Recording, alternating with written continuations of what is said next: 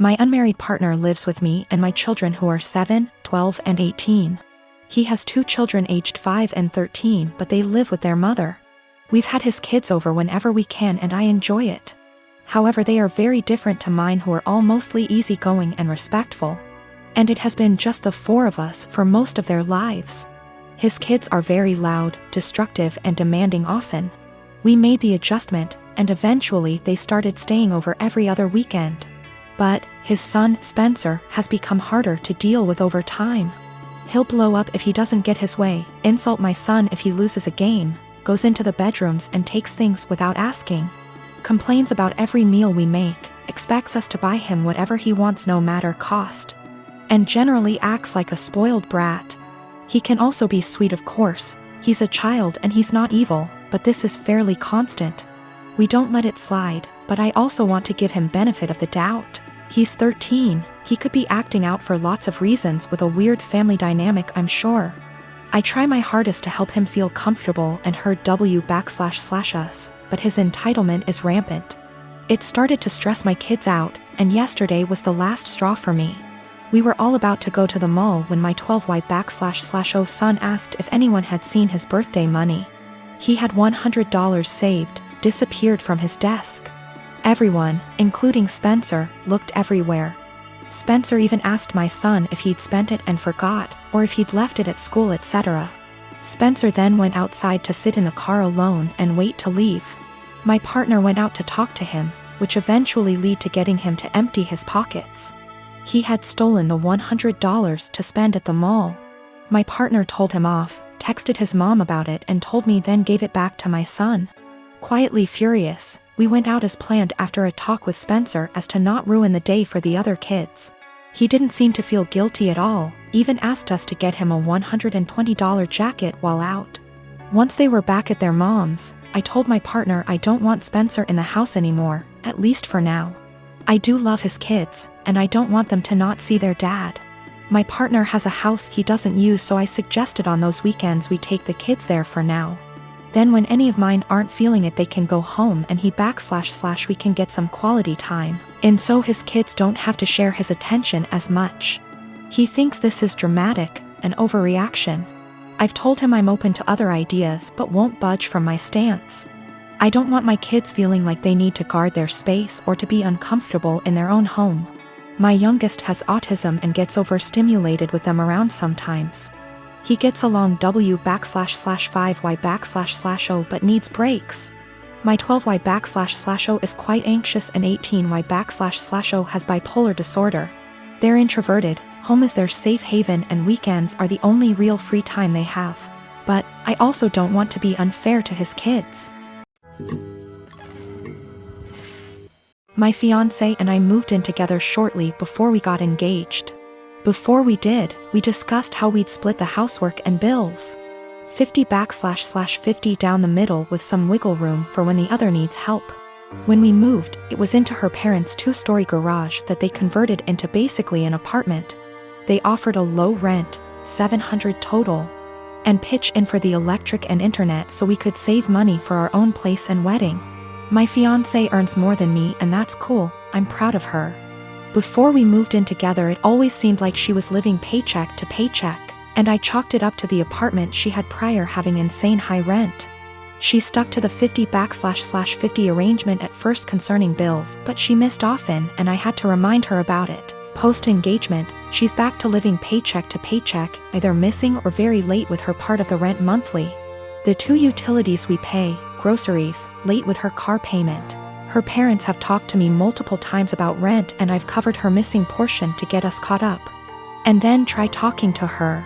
It always turns into her saying we should just move if her parents are going to hound us. I told her we're lucky it's her parents because anywhere else would have kicked our asses out. On top of that, I pay my own bills, do about 65% housework, arrange and pay for most of our dates and vacations. Gifts for her, pay most towards our pets. I've suggested a financial coach, but what kicks me is whenever we're around others. She boasts about being the breadwinner since she earns more. Goes on about the stresses of being the main source of income, all the hours she has to work to pay all our bills. I was letting it slide until few days ago we were at a get-together. She and her sister started up again about her being the breadwinner. Her sister said something to the effect of her ex-boyfriend had a hard time being with someone who earned more, and my fiancé went, "Good thing OP doesn't mind me bringing home the pay."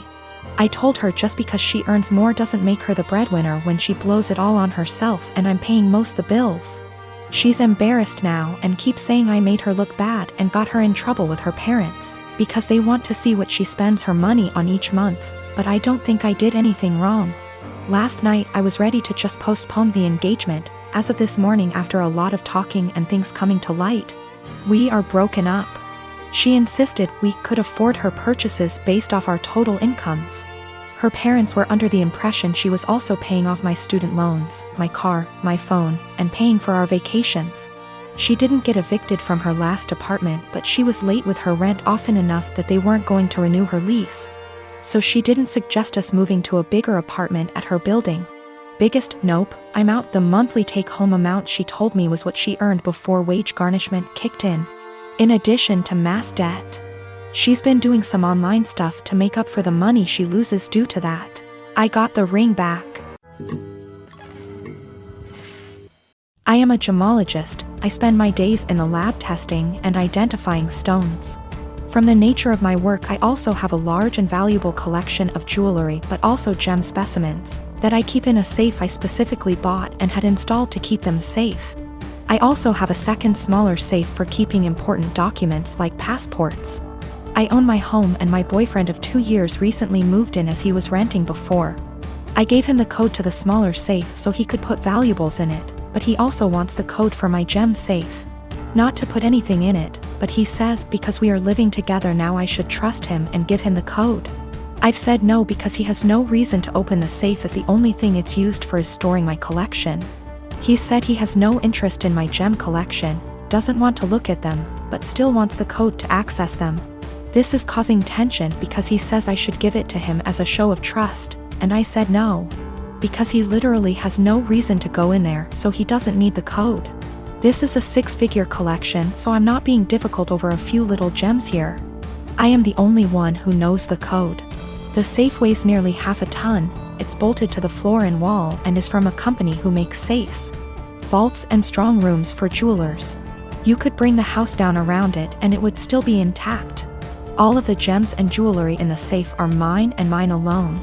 I do not keep any clients' jewelry at home. For my other business doing valuations, I rent a separate space and keep client items there. I will give an update once things have panned out. I've moved all of my personal docs out of the little safe and into my gem safe. I told him he isn't getting the code and I will die on this hill. He has no reason to have it, and his continued lack of respect by the pushing of my boundaries wasn't okay. I felt like he was trying to manipulate me by making it about trust. After a lot of back and forth, he finally admitted that he wanted access to the safe, because he didn't feel like I was sharing the whole house with him. Because I insisted on a tenancy agreement rather than just letting him move in. And he didn't like that part of where he lived was off limits to him. He was also insecure and resented that I have more money than him and own a home whilst he doesn't. He had made a few comments about this before, but I didn't realize it was such a big issue for him. He also said that by keeping him out of the safe made him feel like I thought he was lesser than me, and that it made him feel like I was treating him like a child.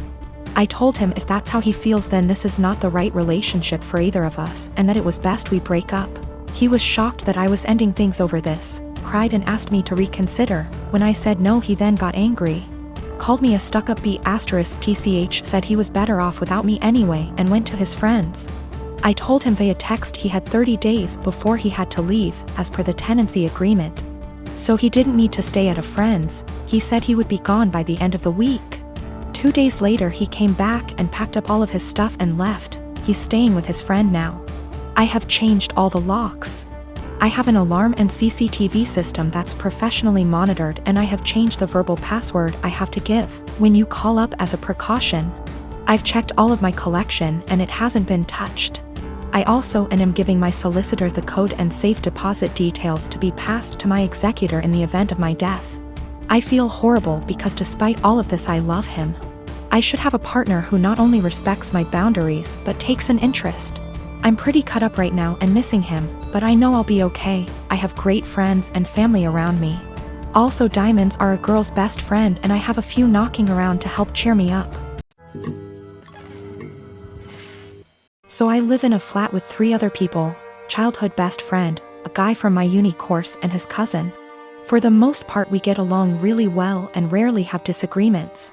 However, this has been a real point of contention lately. About 6 months ago I began a relationship with a guy I've known for a couple of years.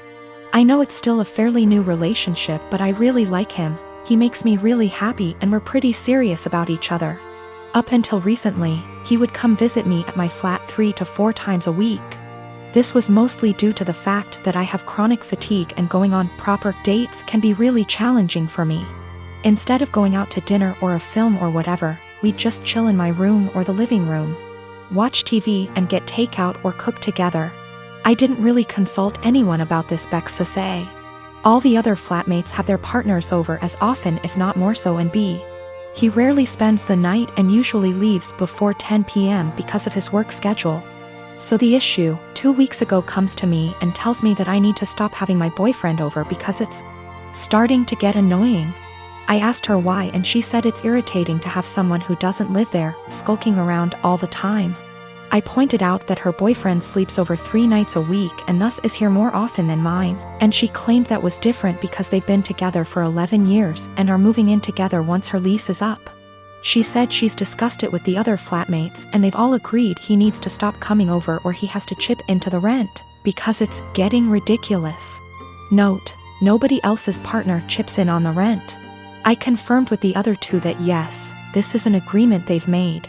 Though my best friend said basically made her agree by threatening to cut off the Wi-Fi and utilities, which are in her name, if she didn't. I asked if this rule applies to everyone, but apparently it's just me. I pointed out that it's unfair and was basically told to deal with it.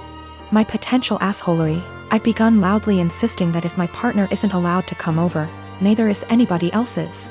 If I answer the door to anyone's partner, I'll send them away.